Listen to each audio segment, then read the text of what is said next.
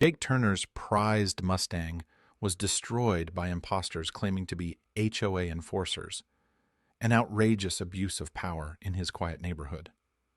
At the center stood Richard Mallory, a ruthless HOA leader who weaponized fear to control and intimidate residents. But when Jake revealed his true identity as a state trooper, everything changed, sparking a fierce fight for justice. Just wait until you see how this battle unfolds and why, in the end, truth and resilience triumphed over corruption. Jake Turner had always been proud of his 1967 Mustang. It wasn't just a car to him. It was a labor of love, a piece of history he'd painstakingly restored over countless weekends and late nights in his garage. Every inch of that cherry-red muscle car gleamed under the sunlight, reflecting years of dedication. To Jake, the Mustang represented more than just metal and engine. It was freedom, memories, and a symbol of who he was. Living in a quiet, tidy suburban neighborhood that was overseen by a strict homeowners association, or HOA, Jake had never worried about parking his prized possession right in his own driveway. He believed it was safe, respected, and protected. But that calm afternoon shattered everything. The sun was beginning its slow descent, casting long shadows across the manicured lawns, when Jake first noticed the unusual noise outside. Heavy footsteps crunching on gravel, voices raised with an unfamiliar sharpness.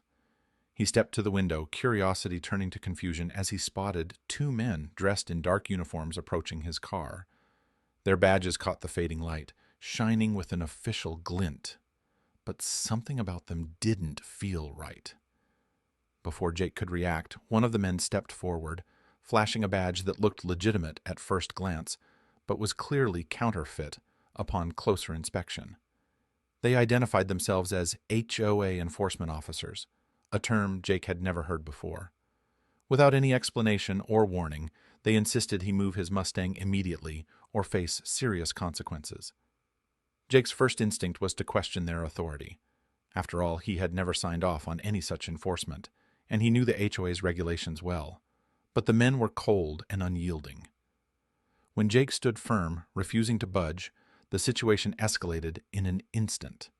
The men pulled out tools and began smashing the Mustang's windows, shards of glass scattering like rain. The sound was deafening. The sickening crack of glass, the harsh screech of tires being slashed, all happening in his own driveway, right before his eyes. The men declared the car non-compliant, with vague, obscure HOA rules, as if that justified their reckless destruction.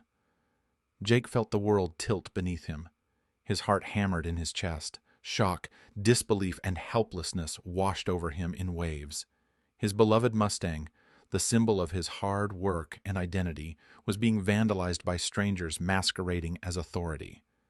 The quiet neighborhood, which had always felt safe and predictable, suddenly seemed hostile and dangerous. In the midst of the chaos, something inside Jake snapped. Calmly, almost automatically, he reached into his wallet, pulled out his state trooper badge, and held it up for the men to see. The flashing metal caught their attention immediately. His voice was steady, but firm. "I'm a state trooper. You are not authorized to do this." The impostors froze for a moment, caught off guard. Then, without another word, they turned and fled down the street, disappearing as quickly as they had come. But the damage was already done. Broken glass littered the driveway, tires were shredded, and Jake's Mustang, his pride and joy, sat wounded.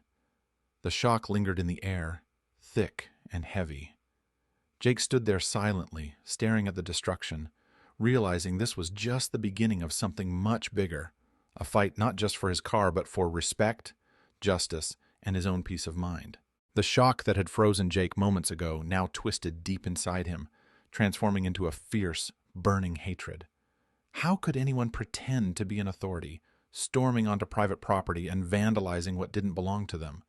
These men had no right, yet they acted like criminals with impunity. And the worst part, they weren't just random thugs, they were connected to the HOA, the very organization that was supposed to protect the neighborhood, not terrorize it. Jake's mind raced as he recalled the faces behind the HOA board, a small, tightly knit group of affluent homeowners who wielded their power like a blunt instrument. At the center of it all was Richard Mallory, the HOA president. Richard was notorious around the neighborhood, a man who masked his ruthless ambition behind polished smiles and expensive suits.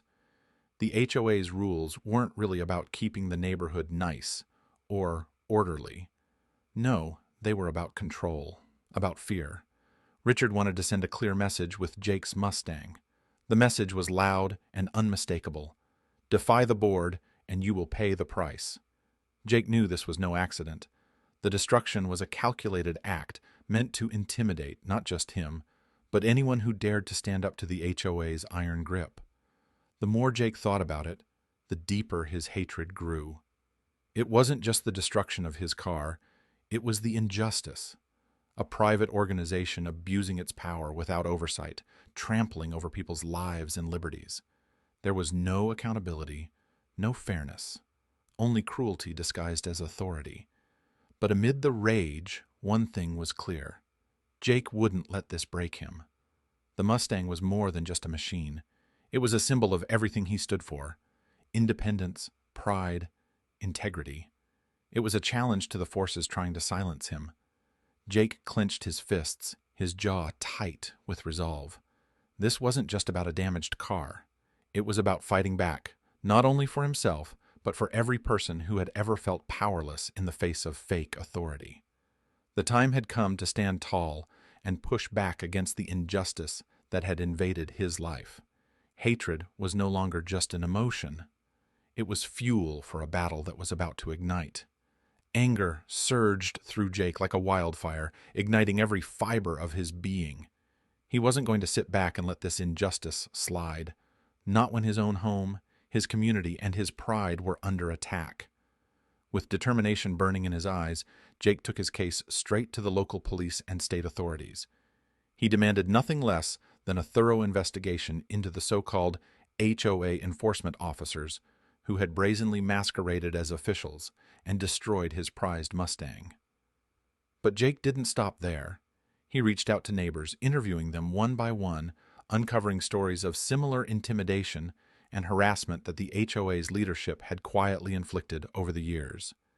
Every scrap of evidence, photos, videos, eyewitness accounts, was gathered carefully, a growing mountain of proof against the corrupt board. No longer a private grievance, this was becoming a public battle. Richard Mallory, sensing his grip slipping, lashed out in desperation. Legal threats arrived in Jake's mailbox, cold and menacing, accompanied by whispered rumors meant to tarnish Jake's reputation. But these attacks only fueled Jake's fury. Instead of backing down, he grew bolder, louder. He began rallying other residents who had long suffered in silence, uniting them under a common cause. What was once isolated frustration exploded into a full-blown community uprising against the HOA's oppressive tactics. The climax came at the next HOA meeting, a room packed with nervous residents and uneasy board members. Jake arrived not just as a homeowner, but as a state trooper, his uniform a symbol of authority and justice.